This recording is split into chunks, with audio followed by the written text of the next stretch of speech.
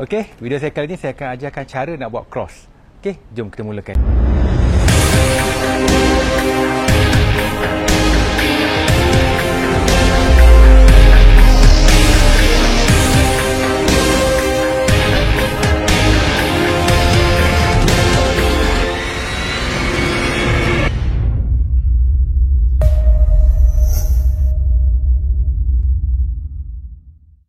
Hai Assalamualaikum semua, terima kasih kepada semua yang setia menantikan video-video terbaru dari YouTube channel saya.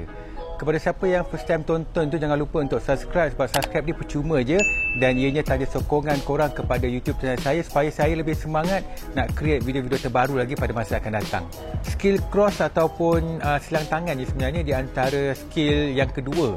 Kebiasaan ni bila orang yang dah tahu buat basic jump, dia akan nak belajar buat cross ni, sebab cross ni akan membuatkan skill kita ataupun skipping kita lebih seronok dan fun. Okey, cross ni sebenarnya tidaklah susah sangat nak dilakukan, tapi kalau kita tak tahu kaedah dan tips dia memang susah sangat nak buat. Dan saya dulu pun pada peringkat awal memang sangat-sangat struggle. Saya tak faham konsep nak buat cross ni, dan saya sendiri dulu memang ambil masa training sampailah saya mahir nak buat cross. Jadi kalau korang yang tengah struggle nak buat cross, tak faham lagi, asyik dan libas kat belakang saja kan, jangan risau, saya pun dah mengalami benda yang sama. Jadi video saya kali ni saya akan sharekan shortcut terus tips kepada korang. Bila korang follow je tips saya ni, insya-Allah korang dah boleh buat cross dah lepas. Okey, tips yang pertama yang paling penting nak buat cross adalah kita jangan cross terlalu awal. Okay, kebanyakan orang dia cross terlalu awal sampai dia punya cross tu berada di depan dia. Okay, kita tak boleh nak cross macam ni, kita kena cross kat bawah. Okay, kita kena cross silang tangan kita ke bawah.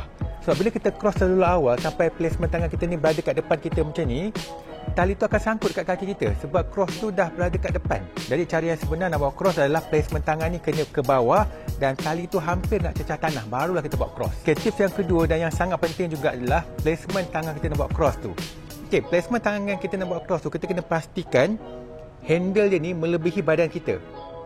Okay, melebihi badan kita. Jadi dah lah kalau sebelum ni kita buat cross tu ke depan, handle dia pun tak lebih tangan kita, memang confirm akan sangkut. Sebab itulah bila nak buat cross, kita sendiri tengok.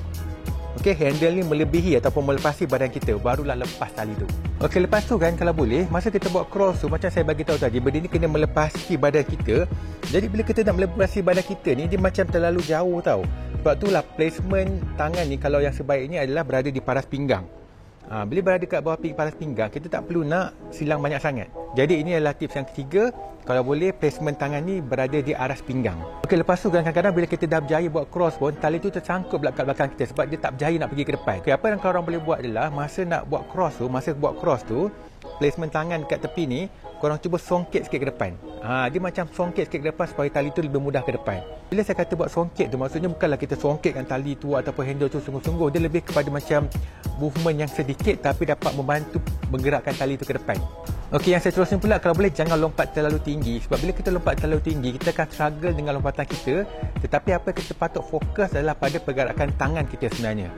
Bila kita lompat terlalu tinggi, kita bukan saja akan cepat penat, malahan kita punya pergerakan tangan pun akan jadi kelang kabut nanti. Tapi kalau korang rasa lompatan lebih tinggi tu akan membantu nak lepaskan tali tu, apa yang korang boleh cuba adalah dengan cuba bongkokkan badan sedikit. Okey, bila tali tu nak lepaskan badan korang tu, korang cuba bongkokkan badan sedikit. Okey, instead of lompat tinggi, cuba bongkokkan sikit supaya tali tu dapat lepas. Tapi janganlah pula terlalu bongkok, okay? Sebab kita kena jaga posture juga ketika kita skipping. Okay, saya yakin kalau korang dah follow tip-tip saya kongsikan tadi, korang akan dapat buat cross tak lama lagi. Yang penting korang kena training sahaja. Tapi kalau korang masih lagi struggle ataupun sangkut sikit-sikit, apa yang korang boleh tukar ataupun perbaiki adalah cara korang pegang handle. Kalau biasanya handle kita pegang macam ni, why not korang pegang ke belakang sikit. Pegang ke belakang sikit supaya ada lebihan handle ni. Lebihan handle nanti akan memudahkan kita nak buat cross. Sebab bila kita ada lebihan handle nanti, kita tak perlu nak crosskan badan kita sungguh-sungguh sangat. Sebab kita ada lebihan tali ataupun lebihan handle ni akan melepaskan badan kita. Sebab apa, bila lebihan handle ni, tali ni dah terkeluar ataupun dah lebih dari badan kita. Sebab itulah lebih baik kalau kita pegang ke belakang sikit, biarkan lebihan handle ni yang membantu tali tu pusing kat belakang badan kita. Sebab itulah kalau korang nampak orang-orang yang dah pro kan, kebanyakan orang suka pakai handle yang panjang. Sebab handle yang panjang ni dia akan ada lebihan yang banyak. Dan lebihan ni lah akan membantu orang nak buat skill cross dan juga skill-skill yang lain. Okey, macam mana? Saya yakin sangat-sangat lepas ni korang pasti akan boleh buat cross. Yang penting kena training sahaja. Dan kalau korang dah follow tip-tip yang saya kongsikan dan korang dah berjaya buat cross, jangan lupa upload ke Instagram dan tag saya. Saya juga nak tengok progress korang. Jadi itu saja. Terima kasih kepada semua yang dah tonton YouTube channel saya kali ini. Terima kasih sebab dah subscribe YouTube channel saya. Jangan lupa follow ataupun join grup Telegram saya. Saya akan linkkan dekat bawah. Dan terima kasih. Jumpa lagi in the next video. Assalamualaikum.